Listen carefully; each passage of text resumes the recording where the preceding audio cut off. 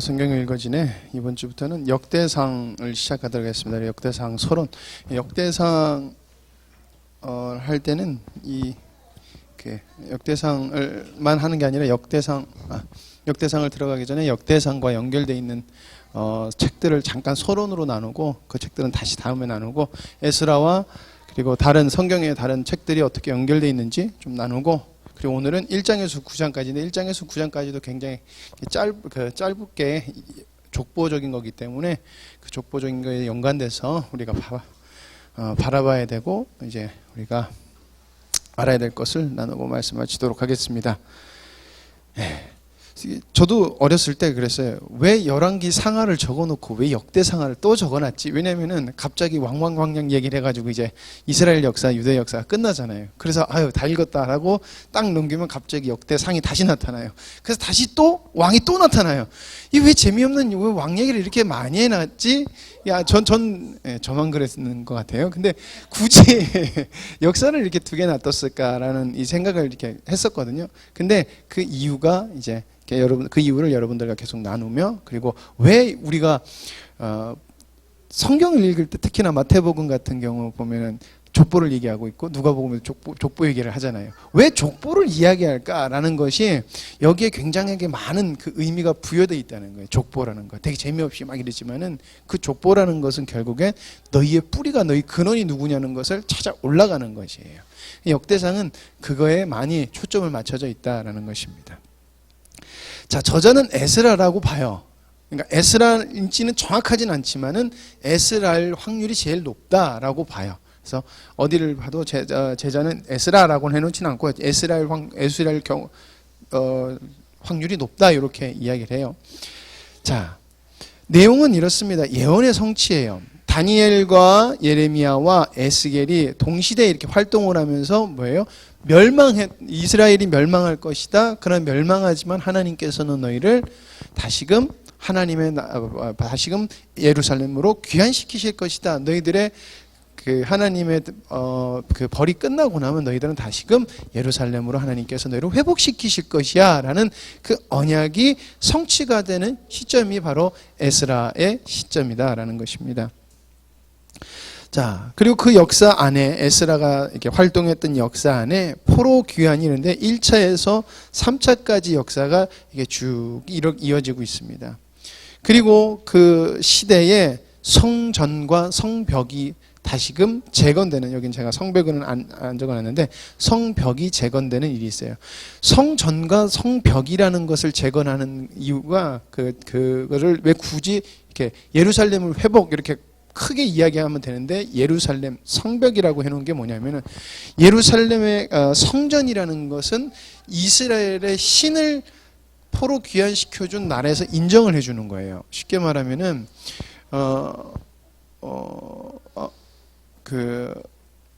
포로로 잡혀간 뒤에 종교가 없어졌잖아요.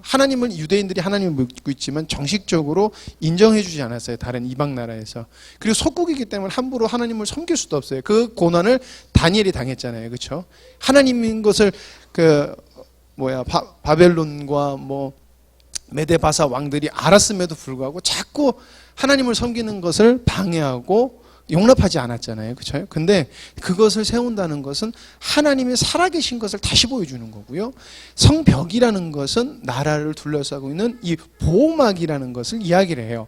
그래서 그 당시에 포로들도 역사를 보면은 성벽과 그리고 그런 신전을 건축하는 것을 웬만해서는 허용해 주지 않아요. 왜냐하면 성벽을 쌓으면 이 사람들이 다시 방어 체계를 구축하고 다시 자기 나라에 대적할 걸 알기 때문에 포로 귀환을 시켜도 성벽을 건축하는 것을 못하게 하는 것이 일반적인 그 당시의 역사라는 거예요. 그러나 하나님께서는 다시금 성벽을 세우시면서 하나님이 지키시는 것을 보여주는 이런 의미가 같이 들어가 있다는 것을 여러분들이 아시면은 왜 그렇게 대적들이 성벽 건축, 우리나라 성벽 건축하는데 왜 니들이 난리야? 좀 그런 내용들이 있잖아요. 그렇죠? 딱 보면은. 근데 왜 그러냐면 그게 하나님의 나라가 세워지는 것을 원수들이 시기질투하는 거예요. 그러니까 우리가 살아가면서도 하나님의 백성과 하나님의 나라가 세워지는 것이 원수들이 막 시기질투하는 것이 그 시대에도 그거를 보여주고 있다는 것입니다. 그랬을 때 그 성전 건축의 참여했던 에스라나 느헤미야나 야 그래도 우리가 낙심치 말고 다시금 계속해서 성전과 성벽을 건축하자라고 하면서 믿음의 사람들, 남아있는 사람들을 계속해서 격려하면서 신앙으로 끌어올린다는 것입니다. 자, 제가 뒤에 적어놨는지 갑자기 생각 안 나는데 성경 공부와 부흥운동이 일어나는 거예요. 왜냐하면은 이스라엘 백성들이 포로 귀환한 뒤는 포로로 멸망한 다음에 100에서 150년 정도의 시간차가 나요. 여러분 지금으로부터 우리는 이게 성경을 보니까 100년, 150년 이거 아무것도 아닌 것 같잖아요. 그렇죠? 성경 보면은 우리는 그게 동시대에 이렇게 있는 일이라서 별거 아니라고 생각하는데 여러분 지금으로부터 150년 앞으로 가면 조선시대예요. 네, 그런 거예요. 그러니까 역사적인 가치관이나 이런 그 정서적인 면이 싹 사라져 버리는 거예요. 그리고 말씀을 보니까 우리가 이렇게 해서 하나님의 말씀을 벗어났기 때문에 우리가 하나님한테 이런 벌을 받았구나. 야 여호와께 돌아가서 우리가 말씀으로 다시금 세워지고 하나님 말씀을 알아내서 에스라가 가르치는 거예요. 가르치고 그리고 회개하고 부흥운동이 일어나고. 자 이렇게 에스라와 관련된 책이 있는데 바로 성경의 학개고요. 스가랴, 에스더, 역대상하, 느헤미야, 말라기가 바로 에스라 시대가 에스라의 사역과 이게 함께 그러니까 역대상하와 맞물려 있는 거다라고 보면 될 것입니다. 그러니까 이들의 바라보는 관점은 똑같다는 거예요. 너희들이 우리가 벌을 받았는데 왜 벌을 받았냐? 우리가 타락해서다. 하나님은 언약을 성취하셨고 하나님은 우리를 회복시키셨다. 근데 우리가 지금 이 모양 이 꼴로 살면 안 되잖아. 이렇게 쉽게 말하면 이런 거예요. 그런 맥락으로 학개, 스가랴, 에스더 그리고 역대상하, 느헤미야, 말라기가 그런 기본적인 베이스가 있다라는 것을 여러분들이 알고 성경을 읽으면 또 이해가 잘 될 거라고 생각합니다. 자 관련된 책의 내용을 잠깐 보면 에스라예요. 에스라는 성전 재건과 그 후 역사를 조금 기록하고 있습니다. 학개, 스가랴는 성전 재건 을 격려하는 거예요. 왜냐하면 계속해서 원수들이 방해를 하는 거예요. 원수들이 시기 질투하는 거예요. 그래서 격려하는 거고요. 에스더는 페르시아에 남아있는 자에게 환란이라는 거예요. 그러니까 남아있는 아름다움과 그리고 섭리라는 것이 에스더의 핵심 단어라 그래요. 아름답게 보여야지만 은혜를 입을 수 있는데 에스더가 그랬고요. 그래서 왕비가 됐고 그리고 왕한테 나아갈 때 왕이 부르지 않으면 나가면 죽을 수밖에 없는데 그래도 나간 것은 나를 아름답게 보면은 그게 가능한 거였잖아요. 그래서 아름다운 거. 그리고 하나님께서 섭리하도록 기도하는 그 이스라엘과 에스더와 모르드게의 모습이 담겨 있다는 거예요. 그래서 하나님의 아름다움과 섭리 그러면서 남은 자들의 환난에서 하나님께서 구원하시는 그런 역사를 기록하고 있습니다. 이게 페르시아는 이게 우리가 보는 메데바사는 그 우리나라도 보면은 신라에서 통일 신라에서 고려로 넘어가기 전에 보면은 이게 삼국이나 뭐 여러 가지 아주 짧은 역사를 가진 나라들이 잠깐 등장하고 없어지잖아요, 그렇죠? 그게 메데바사도 약간 그런 나라예요. 그러다가 그게 정치적으로 하나가 되고 그 하나가 된 게 그냥 페르시아로 이렇게 바뀐다라고 생각하면 돼요. 왜냐하면 역사에는 메데바사라는 나라가 잘 등장을 안 해요. 이게 아예 없는 건 아닌데. 그래서 그렇다. 그래서 성경에만 이렇게 부각이 돼 있으면 사람들이 늘 이렇게 성경에만 있는 게 이거 거짓이다 뭐 이렇게 말하기 때문에 여러분들이 조금 상식적으로 알아두셔도 좋을 것 같습니다.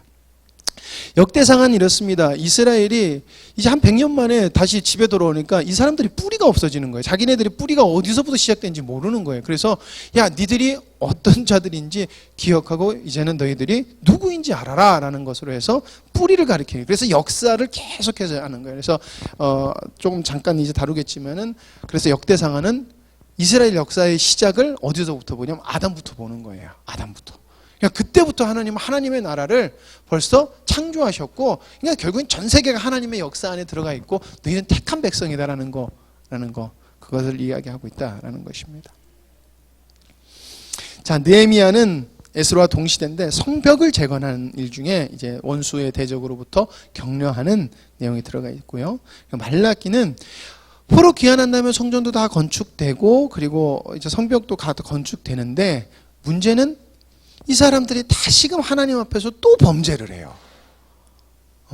하나님 앞에서 11조, 그러니까 하나님의 것을 드리지 않는, 그래서 11조의 문제를 말라기에서 다루고 있는데, 그래서 많은 목사님들이 11조 얘기하면 말라기 말씀을 이렇게 들어서 얘기하시면서 말라기 하나님께서 11조를 하라고 그랬다라고 이렇게 얘기하시는데, 11조라는 의미가 하나님의 것이라는 거예요. 10의 1을 드리면서 하나님 이건 하나님의 것입니다라는 그 사람의 나의 전부를 드립니다라는 의미가 들어가 있는 건데, 이스라엘 백성들이 그러지 않았다는 거예요. 드리긴 드려도 말 그대로 상한 것들, 하나님이 받으시기에 부끄러운 것들을, 그런 것들을 드렸다는 거예요. 그래서 하나님이 나 그런 거 받기시니까 나 성전문을 닫을 거야 라고 하나님께서 하셨다는 거예요. 그러니까 우리가 하나님 앞에 드릴 때 어떤 모습으로, 하나님의 백성은 어떤 모습으로 드려야 되는가라는 것을 말라기에서 이야기를 하고 있다는 거예요. 그래서 11조를 드리라고 말라기에서 그렇게 말씀하셨다, 이게 아니라 11조를 왜 드리라고 했는지를 우리가 기억해라라는 것이 어떻게 보면 맞는 것이다 라는 것입니다. 에스라는 예언 성취를 이야기해요. 자, 선지자들이 말한 대로 성취가 됐습니다. 우리가 성경을 보면은 다 성취된 일을 경험하기 때문에, 그리고 어떻게 보면 직접적인 그 역사의 혼돈 속에 있지 않았기 때문에 체감을 그렇게 하지 못하는 것 같아요. 그러나 우리가 성경을 보면서 우리가 발견할 수 있는 것은, 하나님은 하나님께서 말씀하신 예언을 반드시 이루셨다는 거예요. 그것은 지금도 우리에게 하나님께서 말씀하신 것은 이루신다는 거예요. 그러나 우리가 지금 일상생활을 살아가는 우리는, 여러분들 뭐가 여러분들에게 하나님께서 예언하셨고 말씀으로 이렇게 언약하신 게 무엇이라고 생각되십니까? 그게 얼마나 여러분들의 이렇게 삶에서 여러분들의 인생을 막 이렇게 어떨 때로는 활력으로, 어떨 때는 두려움으로, 때로는 나를 꽉 잡고 있는 믿음의 신념으로 이렇게 다가오는 것들이 우리가 생각보다 없는 것 같아요. 그렇죠? 근데 하나님은 우리에게 분명히 영광스러운 교회를 세우셨고, 그 영광스러운 교회를 통해서 하나님께서는 십자가의 복음을 전하실 것, 그리고 이 땅에 본이 되는 교회를 만들어 가실 것이라는 것을 우리 교회에게 주셨다는 거예요. 이건 그냥 단순히 우리에게 주신 것이 아니라, 예수 그리스도가 오신 다음에 성령으로 인하여서 변화된 하나님의 백성들이 반드시 이루어 나갈 거야 라고 하신 언약을 말씀하신 거예요. 그러니까 우리가 십자가의 복음이다, 우리가 한국교회 본이 돼야 된다, 이 말은 집약하면은 하나님께서 에스겔에게 영을 부어주셔서 하나님의, 지난주에 했죠, 그 하나님의 군대로 서 나가고, 그리고 하나님께서 땅끝까지 너희들이 복음을 전할 자들이 될 것이고, 예수님께서 말씀하신 나보다 더 큰 일도 할 것이야 라고 하는 그 약속들 있잖아요. 우리를 통해서 사람들이, 영혼들이 변화되는, 그러니까 변화되는 그 일이 있을 거야 라는 것이 바로 우리에게 언약이라는 거예요. 그게 우리에게 언약이라는 거예요. 근데 이게 우리에게 얼마나 진짜 직접적으로 다가오느냐는, 그게 바로 주님과의 관계가 얼마나 친밀하냐에서 또 다가오는 거예요. 그리고 얼마나 내가 주님을 생각하고 주님 위해서 살아가느냐, 거기서 달린 거거든요. 하나님께서는 우리에게 언약하신 것은 지금도 이루어지고 있고 앞으로도 이루어질 것이고, 그리고 주님이 오신 그날 완전히 완벽하게 이루어질 것이다 라는 것이에요. 그러니까 구약을 보면서 우리가 예언 성취가 되는 거 보면서, 지금 우리에게 하나님께서 무엇을 언약으로 주셨지라는 것을 우리가 자꾸 해서 기억해내야 된다는 거예요. 그래야지 우리가 하루하루 정말 주님 앞에서 합당한 삶을 살 수 있다라는 것입니다. 어쨌든 다니엘과 예레미야, 에스겔에게 하신 말씀이 이루어졌어요. 유다가 멸망했고요, 바벨론도 멸망할 거라고 그랬어요. 근데 진짜 바벨론도 멸망했어요. 그리고 그 당시에 메데바사라는 나라는 저 지방에 있는 그냥 조금 그렇게 별로 영향력이 없는 나라인데, 그 나라가 다시금 세계를 제패할 거라고 하나님께서도 말씀해 주셨어요. 근데 정말 메데바사가 등장했고, 다시 그리고 페르시아로 넘어가면서 하나님의 예언이 다 이렇게 맞아떨어지고, 그리고 맞아떨어진 다음에 포로 귀환까지도 하나님께서 말씀하신 것이 이루어졌다라는 것이에요. 옆에 사진은 1차, 2차, 3차에 거쳐서, 저게 정확하게 모르겠지만 단순하게 1, 2년 사이로 이렇게 벌어진 건 아니에요. 1차 있은 다음에 한 5, 60년 있고 이렇게 좀 굉장히 긴 시간 동안 1차, 3차 이렇게 이루어졌다고 여러분들이 이렇게 보시면 돼요. 그래서 1차는 수도인 바벨론에서 이렇게 왔고요. 2차는 니뿔이라는 곳에서 저기서부터 예루살렘으로 이렇게 왔고요. 그리고 세 번째는 수산이라는 지금 저기가 어디죠? 저기가 어디쯤일까요? 지금 우린 예.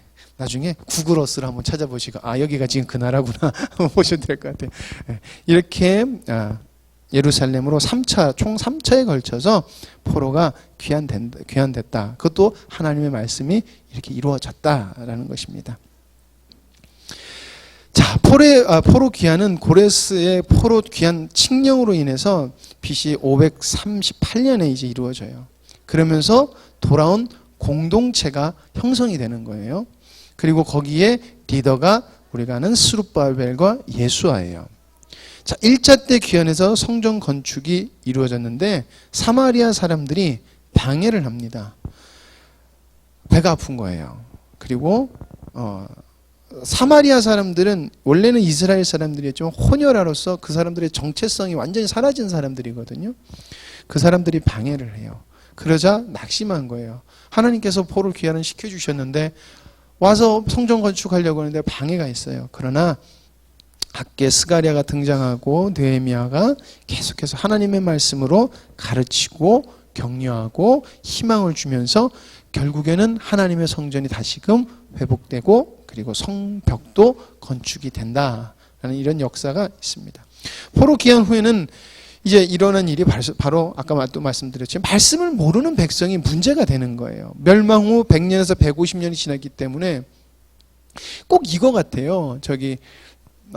출애굽기를 한 다음에 광야에서 1세대가 죽은 다음에 광야 2세대가 하나님을 몰랐어. 하나님을 잘 몰라. 그러니까 하나님에 대해서 제대로 배우지 못했던 것이 있어요. 그것처럼 이스라엘 백성도 좀 그런 포로 귀환한 유대 백성들도 하나님의 말씀을 잘 모르는 무지한 백성이었다는 거예요. 그래서 하나님의 말씀을 가르치게 돼요.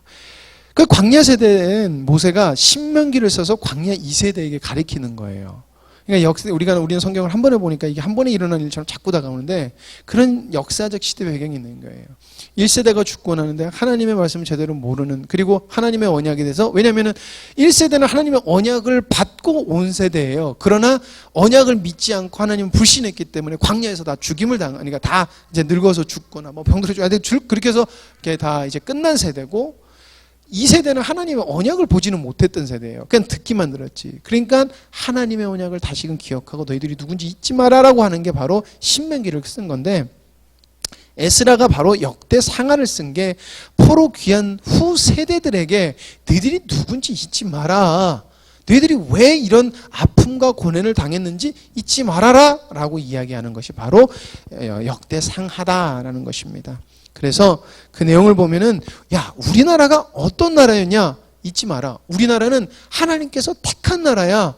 우리나라는 전 세계에서 장자로 우리가 하나님의 본이 됐어야 되는 그런 나라야 라는 그런 메시지를 담고 있어요. 이것은 지금도 우리는 하나님께서 우리에게 귀한 말씀을 주셨다라고 우리 스스로들도 많이 고백을 하잖아요. 우린 정말 하나님 앞에서 십자가의 복음이라는 이 귀한 방해를 하네요. 하나님의 말씀을 받은 사람들이야 라고만 우리가 얘기하는 것이 아니라 이것을 통해서 우리가 하나님의 장자와도 같은 자로서 우리가 하나님을 이 땅에 나타내야 되는 것까지 우리가 반드시 알아야 돼요. 그래서 목사님이 후에 아까 오전에 말씀에도 전도에 대해서 이야기한 건데, 전도라는 것은 여러분들 가서 교회에 어떤 사람을 전도해서 데리고 오는 것이 또 전도지만은, 궁극적인 전도는 우리가 예수 그리스도를 믿지 않는 사람과 믿어도 제대로 믿지 못하는 사람들에게 하나님의 백성은 무엇인가라는 것을 가르쳐 주는 거예요. 그래서 예수님께서 전도 명령을 하실 때도 어떻게 하셨냐면은 땅끝까지 가서 가르쳐 지키게 하라. 그래서 제자를 삼아 지키게 하라라고 얘기하셨어요. 가르치라고 얘기하셨다는 거예요. 그러니까 그것이 있어야지만 반드시 그들이 정체성을 잊지 않는다는 거예요. 그렇기 때문에 여러분, 우리가 어떻게 영광스러운 교회가 세워졌는지 잊지 말아라라는 거예요. 우리 교회가 특별해서가 아니라 하나님은 우리 영광스러운 교회 우리를 다니게 하셨다면, 여기에 성도가 되게 하셨다면은, 하나님은 이 영광스러운 교회에게 주신 비전이 바로 여러분들의 비전이라는 거예요. 여러분들이 여러분들의 특별한 재능으로 인해서 그거를 발전시킬 수 있지만 좀 이해하고 들어주세요. 성도의 비전이 교회 비전이 될 수는 없어요. 하나님은 그건 원치 않으세요. 근데 교회의 비전이 성도의 재능과 여러 가지 이렇게 상황적인 좋은 상황적인 것이 만나서 배가 될 수는 있다라는 거예요. 그래서 어쨌든 여러분들 우리가 누군지 우리 교회가 왜 세워졌는지 잊지 말라는 거예요. 왜 포로가 되는지 잊지 말아라는 거예요. 야, 니들이 그 고생을 했는데 왜 고생했는지 잊지 말아라라는 것입니다. 그리고 유다의 시작은 어떻게 되어 있는가라는 거예요. 뿌리예요. 유다가 자꾸 하나님을 섬기는 게 아니라 이방신을 섬기는데 너희들의 뿌리가 결국에는 아담인데 아담을 누가 만들었어? 하나님이 만들었어. 이방 나라가 만든 게 아니라 이방의 신이 만든 게 아니라 하나님께서 만드셨다?